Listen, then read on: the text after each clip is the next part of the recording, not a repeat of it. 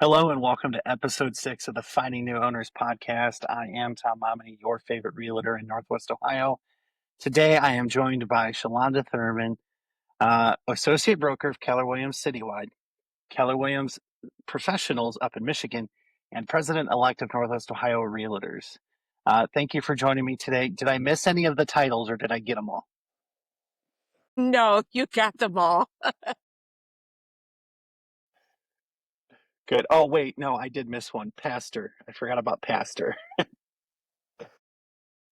Yes, I am pastor. Yes, and celebrated a 7-year anniversary this month also. Well, congratulations. Well, why don't you tell us about yourself, how you got into real Thank you. estate, and how you became a broker? Yeah, definitely. So I got into real estate, it'll be 10 years in November. So in 2015, I went to school, got my license. I knew it was something I always wanted to do, but I kept putting it off like we always do. And finally, I just said, you know what? I'm going to do it.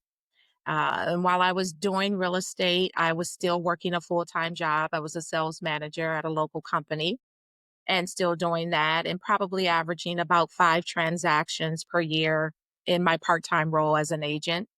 And some changes took place. And I said, you know what? This is a God opportunity for me to do what I'm passionate about full time.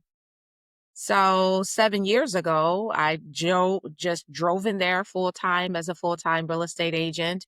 And I've been enjoying it ever since. There definitely are some highs and lows, but the reward that I get at each closing, seeing that smile on my client's face and seeing them achieve something they thought they never could do, far outweighs the troubles that we go through to get there. So I knew it was something that I wanted to do continually and probably hang my hat on and retire.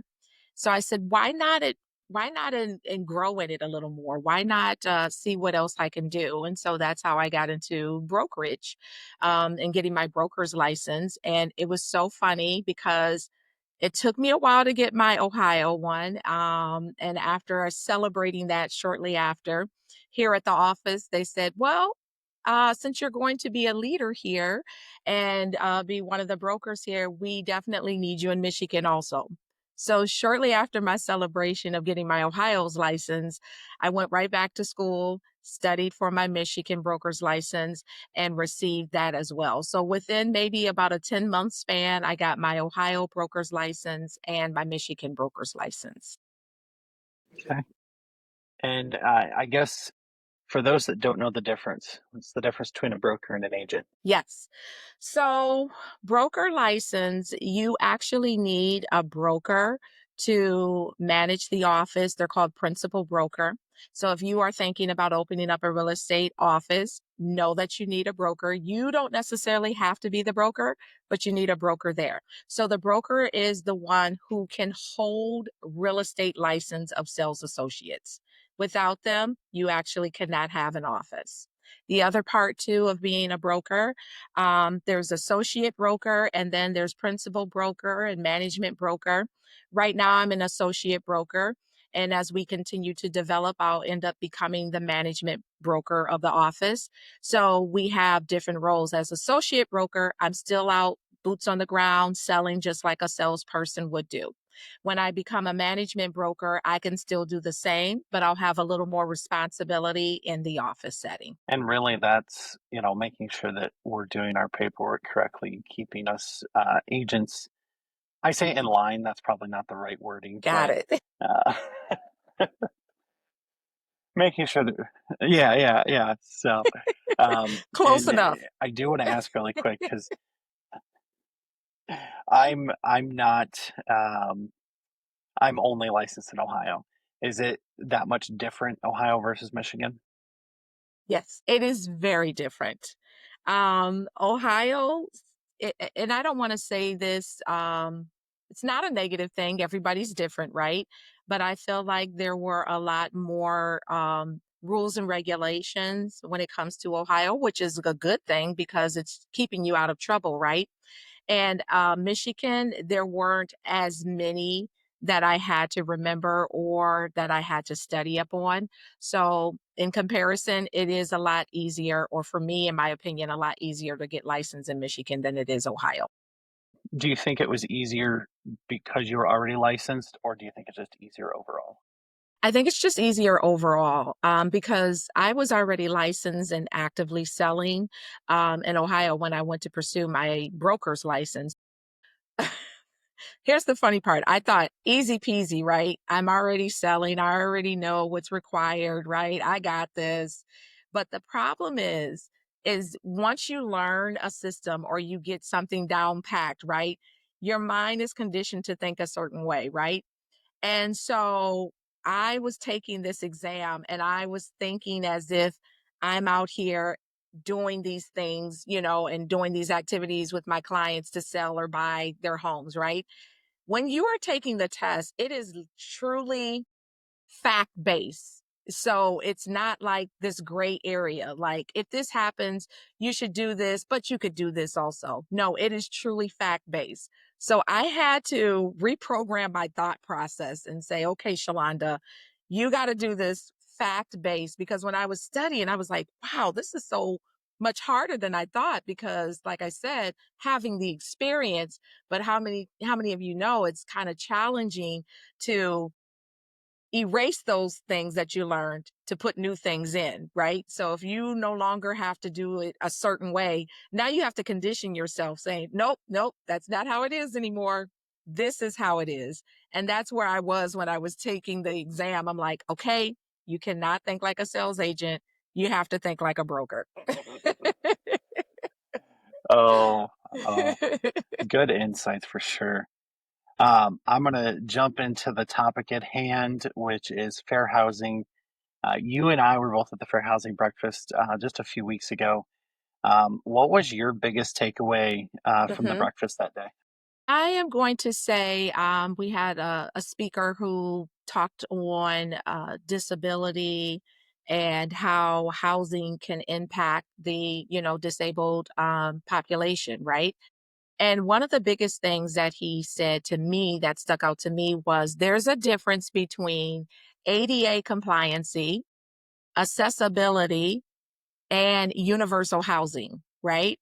So I used to always think, in order for this house to be operable for a client of mine who may have a certain disability, that it needed certain things to make it ADA compliant. Learning that ADA compliant is more for commercial and not necessarily residential was kind of like a aha for me. Then learning that there are some houses that are accessible, right? They have different things that make them accessible. They may have a ramp that goes up the steps to, get someone in if they are, in a wheelchair. Learning that difference between that versus universal was really big for me, because I learned at the breakfast that universal are more of things of when you're building a house, you can make it universal for anyone. So that ground zero porch, right? You don't have steps to get to the porch. It's just ground zero. So anybody can walk up, or if you're in a wheelchair, it's accessible for them to roll up. Learning the larger hallways, 32-inch versus 36-inch, making sure there's room to turn around in the restrooms, things like that. That was really big for me. And then learning that we have a lot of houses that are not universal.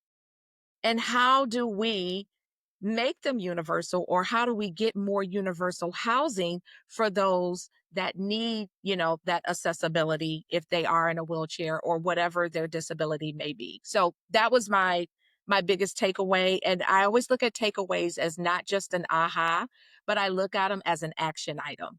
Now what do I need to do? Now I'm charged. What do I need to do?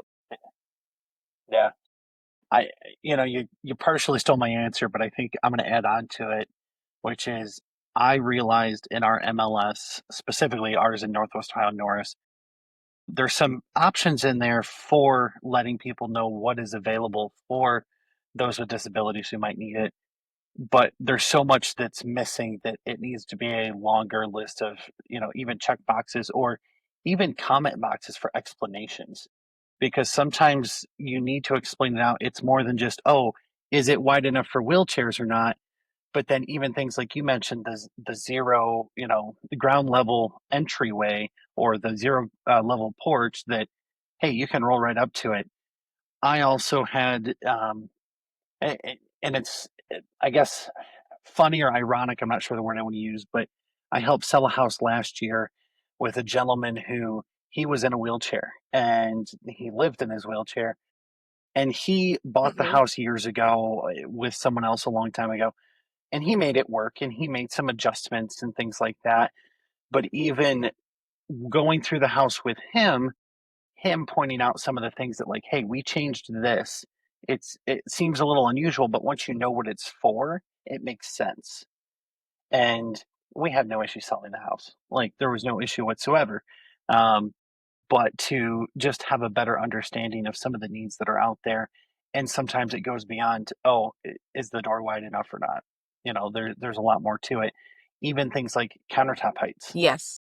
you know? And so I just kind of got me thinking, going, well, what else is there? And there is so much more.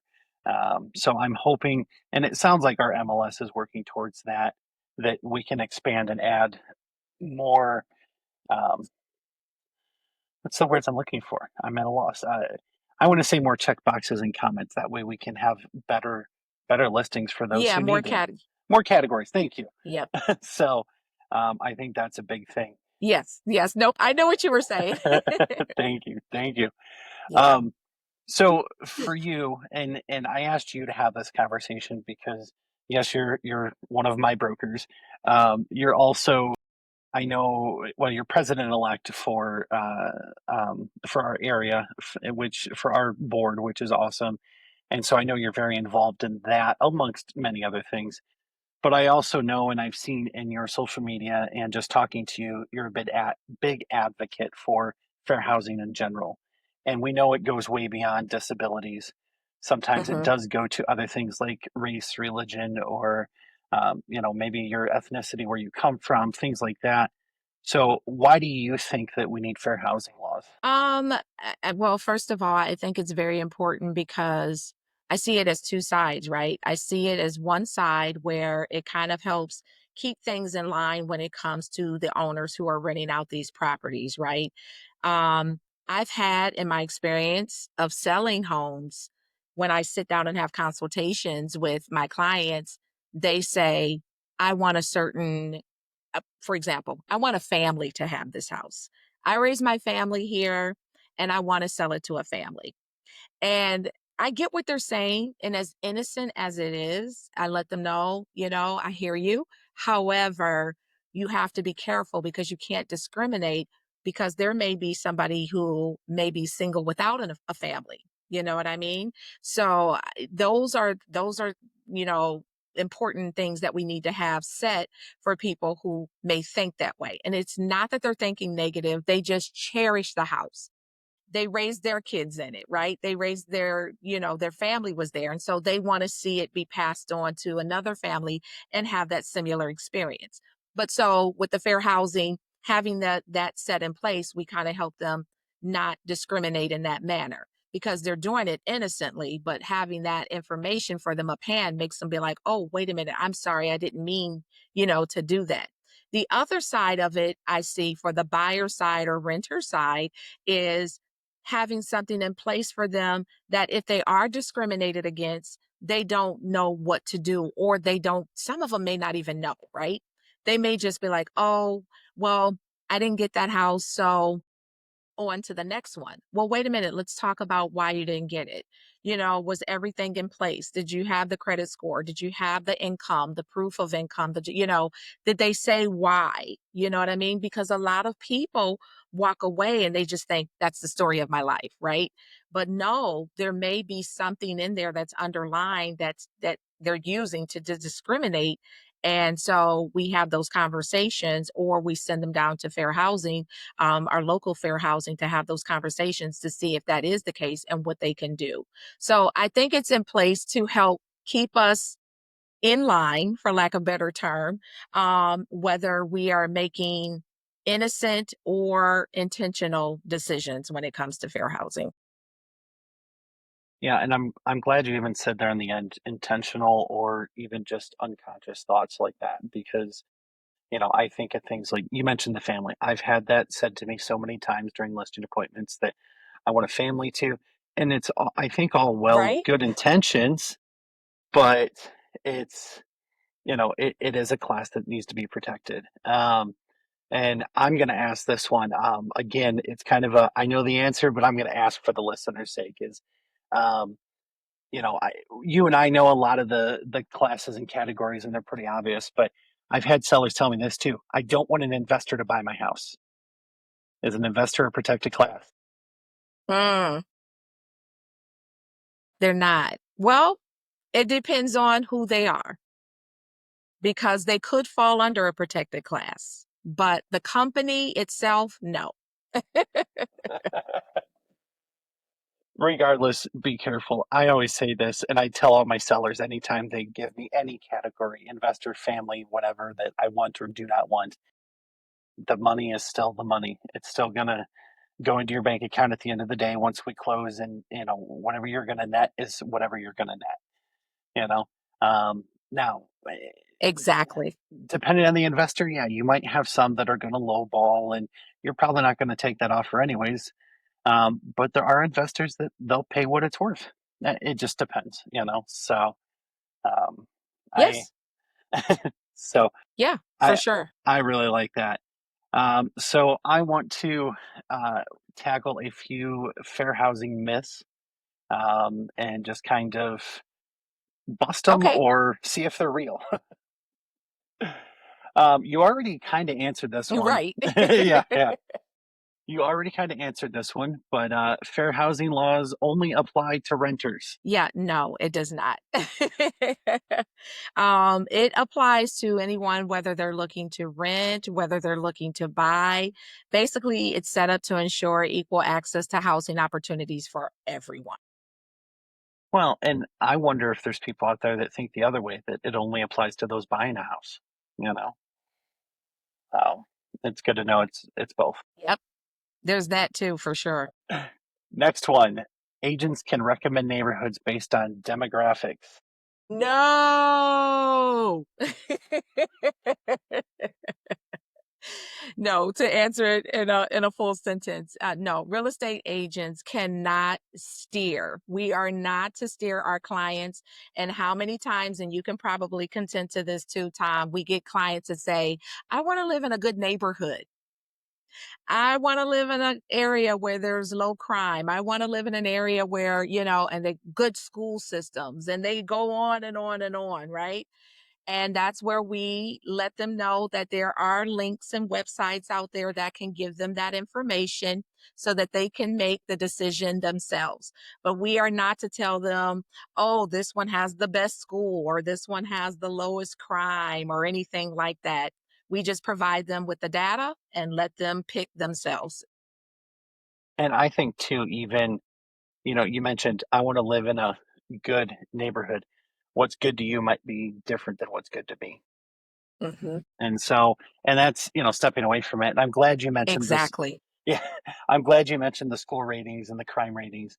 I can give you links to, you can look up the crime rates and stuff, but I can't tell you what they are or, what it is. I can get you information, which is the primary purpose of our job, is to get you the information and help you make the best decisions. But um, now let's say, and I'm just going to expand on this a little bit, is let's say somebody comes to me and goes, Tom, I only want to be, and they name the neighborhoods for me.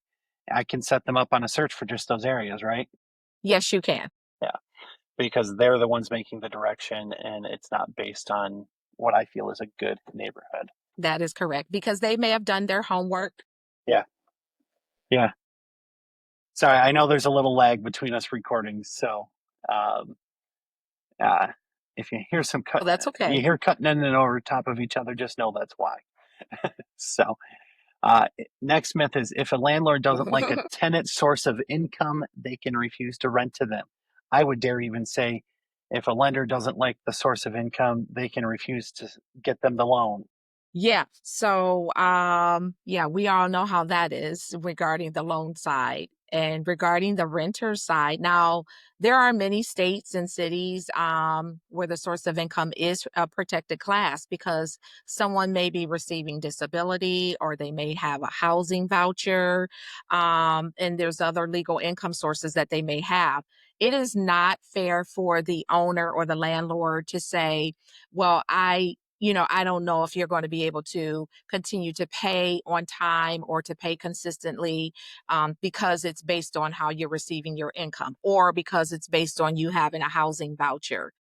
At the end of the day, somebody who works and may not receive income from one of those other ways, but get a paycheck every week or every other week, they still receive consistency on their pay.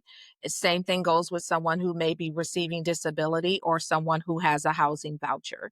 So, like I said, many states and cities, when it comes to source of income, many of them do have it as a protected class. So, if you're inquiring about your city or your state, I recommend looking it up. It isn't in all 50 states, but it is definitely in quite a few.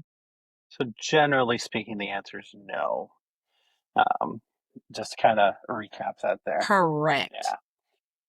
Yeah. Next one we'll jump to when a buyer or renter is discriminated against, there's nothing they can do about it, right? There is plenty they can do about it. A lot of places, a lot of cities will have their own local fair housing. I recommend starting there. Or if you don't want to start there, you can definitely file a complaint with HUD, which is for fair housing. That's where fair housing derived from, housing urban development. So you can go there as well. But there are plenty of places you can go to file a complaint for discrimination. I would say too, if you're not sure, a simple Google search or call an agent that you trust, and they're going to help direct you in the right direction. I think those are great resources as well. We're not just That is true. we're not just here to help you rent or buy Yeah, property. We can help you with some of those other things as well. So I have a couple more myths that I did not prep you with. that is very true. I did have a couple more myths here I didn't Uh oh. quite prep you with, Uh oh. but I'm going to help you through it. I found these and I thought I'd add them to our conversation here.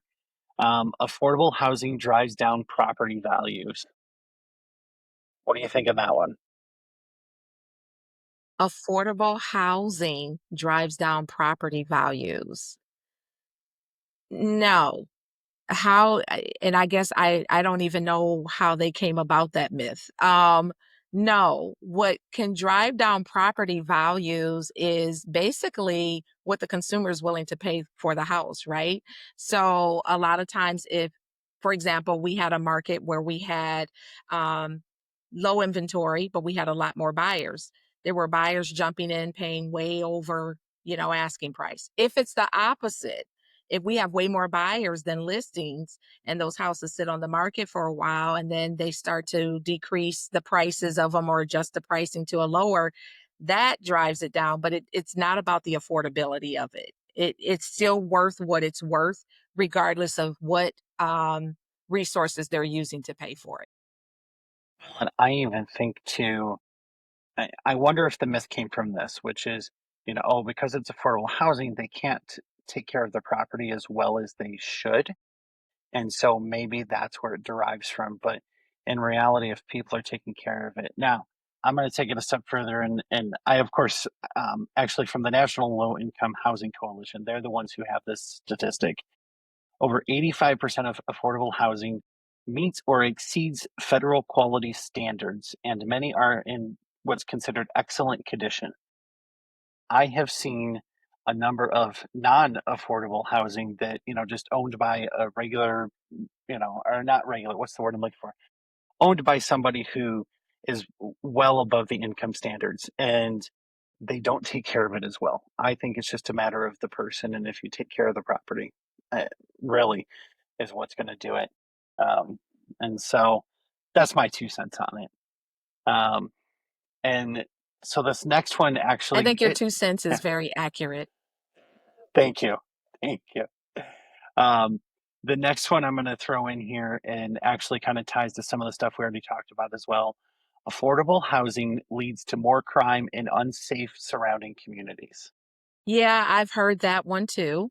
Um, and I will tell you that I have, and I was just sharing this story with an agent earlier today, and we were talking about discoveries of certain things in houses in areas that you would not expect. So it's not the area. And when I say that, I've seen weapons, I've seen people growing illegal marijuana in the basement. Um, and these are in areas that a lot of people would not suspect. So I don't think it's the affordable housing that affects the crime, if that's answers your question. It does, and like I said, it kind of connected to some of what we already chatted about. That um, those things are disconnected. So the last one I'm going to throw out there, and I know your answer already. Well, I know your answer to most of these, but is if nobody complains about discrimination, there's not a problem. Yep.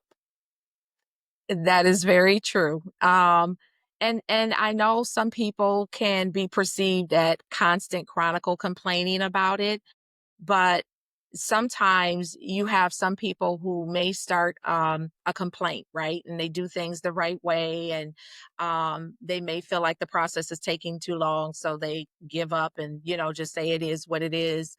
I just have to deal with it. But it is those few that choose to stick with the complaint, that choose to follow through with the complaint, because if you don't, you won't know, right? So if you go to a restaurant, I like to use this analogy. If I go to a restaurant and I'm not satisfied with the food, and I don't give that feedback to the manager, and I explain what it is I don't like about it. If I don't give that feedback to them, they won't know, and they'll still serve it that way.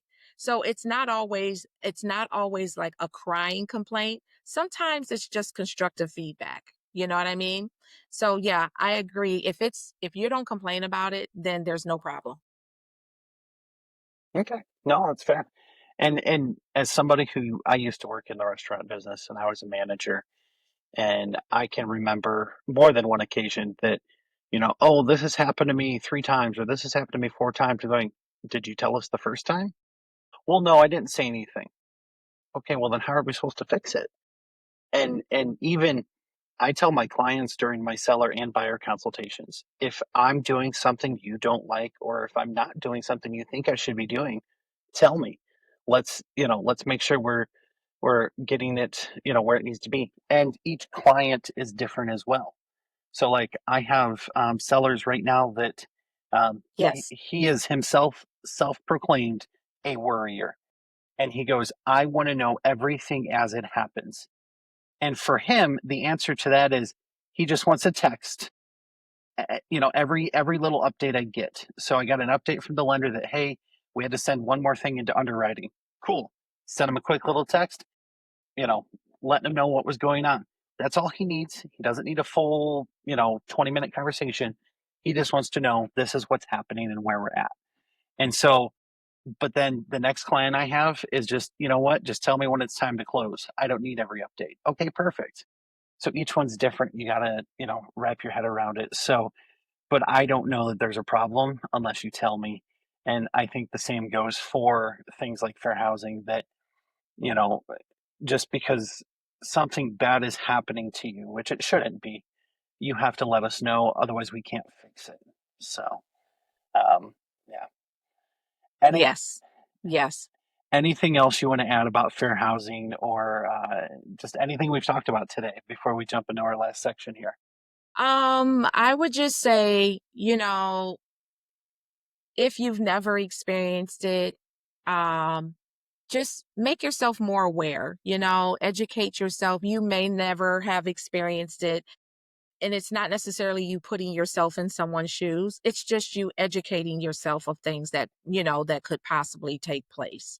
And if you're investors, definitely make yourself aware of it, right? Because, you don't want to say things like, well, we really don't want children living here because they could tear up the place or anything like that, and not realize that you are violating fair housing. So the better educated you are about it, whether, you are being a part of it by using like housing vouchers or not, still make yourself aware of it, because education is key, and you don't want to set yourself up for failure when it comes to that. And you're just doing it unconsciously. I think that's well said. Really well. Um, Thank you. last couple things, and I end every episode with this, and I know I prepped you for it, but is my next segment is tell us something crazy. Can be real estate, doesn't have to be, but tell us something crazy, Shalonda. Okay, yeah, I'll tell you a crazy story. It will definitely be real estate. So it was my first big listing, and I was so excited about it. And I met with the beautiful couple to get things ready, to get it all set up and ready to put on the market. And in the process of it, within the first 6 months of the listing, unfortunate things happened with that couple, and they were no longer together. One party moved out and moved on. I was still selling the house. The other party, who did not, wanted to stay back and create mayhem for the sale of it. So, funny story, I'm not exaggerating. This party would do things to sabotage my showings. So, when showings would be scheduled, I would just, check with them, make sure the time was good. They're like, yep, and I would get a call back from that agent and feedback from horrible, crazy things like there was laundry everywhere and there was, inappropriate magazines opened. And I'm like, what? I just talked to this person. We're good. No, they wanted to hold on to that house because it was the last thing they had tied with the party that they divorced. So I had to end up talking to the other party, and what they did was they bought them out so that we could sell the house. Took 18 months. And after they bought that other party out, the house went under market within 2 weeks. We sold the house, kid you not. The new owners, in their 13 months, ended up going through a divorce too and sold the house. So we just believe the house is cursed. I was gonna say, It's cursed. um, I would say we need to sell it to somebody single, but that might be discriminating. So, uh, oh, Right. geez, Exactly. that reminds Yep. me. Um, I don't know if it was my first or second. It was fairly early in my real estate career. I had a house that a gentleman from out of state called me and said, "Hey, I have a property, a rental property that he owned, and he had owned it for years, and he just decided it was time to be done with it." And so I went over, checked out the property, met with the renter that was in it at the time, and chatted with her. She seemed like she was all on board. Let us take pictures, all of that, got it marketed, and then she kept canceling showings, um, or denying them outright. And so uh, the ironic part is, I ended up not selling that house. The listing expired 6 months later. And I asked him, I said, "Did you want to try again?" He goes, "No, she's still renting it," and blah, blah, blah. And, I kept in touch with him. And actually, just last year, no, 2 years ago, he calls me up and he goes, "Hey, Tom, I don't know if you remember me." And I'm like, "I do." And he goes, "I want to sell that house again." And I said, "Well, it's the same renter there because she basically sabotaged it." And he goes, "Nope, she's moved out. The house is vacant. Let's get it sold." And so I actually, of course, had moved further away from Toledo, as you know. And so I called Heidi Jenkins. We were Yes. both still at the same brokerage at the time. And so we co listed it and she took care of it. And finally it sold. Yes. So it only took like 4 or 5 years, but it finally sold. So, But it yeah, finally, you got the job done. I got the job done. I have a pretty good track record of, I only have two expired listings in my 6 years. and one of them ended up Nice. not moving at all, and the other one was that one. So it did eventually sell. So if I can keep that track record up, I'm happy with Yeah. that. Oh man. Last question I have for you is if money and location were not a factor, and I find this is the hardest part for most people, this question. Money is not a factor. Location, anywhere in the world, where would your dream home be? What would it look like? Okay, so if money was not a factor and I could live anywhere in the world, I know most people say islands, but I am fascinated with Europe. So I would definitely buy me a nice piece of land and get me a modern historic home built in Paris. And it would be large enough, almost like a castle where I could move my family in, my son, his wife, my husband and me, and my mom, and my sister and my niece, and we would all have our own wing. That I have so many things there. One, you're the first guest to go international, which is awesome. Number two, Yeah. it makes me think of, and I don't know why I didn't think of this before, but a castle, or let me rephrase that. You've heard of the family compounds where somebody buys like 10 acres and they build three or four houses across the property. Okay. Yes, A castle is just a family compound, but back in, history, if you will. So I just made that connection. Randomness. exactly. I just randomness. Exactly. Um, Third, I'm allowed to come visit the castle, right? Absolutely. We Good, have plenty of room. good. Well, money's not a factor, so of course. Why Paris? That's right. I've always been one who loves architect, right? And one of the things that I fell in love with when I first visited there was how well they keep their historic buildings. And not even just that, even the roads, certain streets you drive down, they still have that old school brick style. And I just love how they're not quick to tear down a building, but they'll do whatever they can to preserve it. Also like the culture. Believe it or not, Paris is a lot like New York. There's a lot of people moving there from other countries.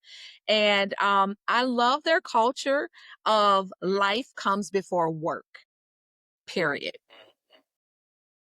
It's so good. That's so good. I'm with you on that. And Yeah. I'm not I'm not a city guy, so you won't catch me living in the city. I like to visit them, but uh, not for me. But I definitely like the culture of Mhm. life before work. Um, that's super important. So um, Yes. yeah. But again, I want to thank you for Hmm. being on today. I do really do appreciate it and talking about the fair housing laws and some of the myths that we got to tackle, and just the importance of, and even for me, I know with the fair housing breakfast, just that reminder it goes beyond even race or religion, the key ones that we always think of, but it goes even to things like familial status, or I know we didn't talk about it today, but military status as well. Some of those types of categories, and even the disability piece that the speaker had mentioned at the fair housing breakfast. So I think those are key points. I Yes. know, and this is where I'm shifting my mindset because I'm in the middle of moving. Is I always say Northwest Ohio. I have to start saying Western Ohio because I'm going to be in the Lima, Wapakoneta, St. Yes. Mary's, Salina area. So if you're looking anywhere in those areas I just mentioned, even Bowling Green a little bit, but anything down that direction, you're going to want to call me your favorite realtor. If you're in Northwest Ohio, though, you could still call me and I'm going to connect to a Shalonda, but just call Shalonda. It's easier. What is the best way for people to find you on social media or the internet? Yes, so I do have a presence on pretty much all social media platforms, but I pretty much live in Facebook, Instagram, and LinkedIn. So if you look on those tools, and I use my legal name, so I'm easy to find. Um, and then for my website, you could easily go to thurmanshomes.kw.com.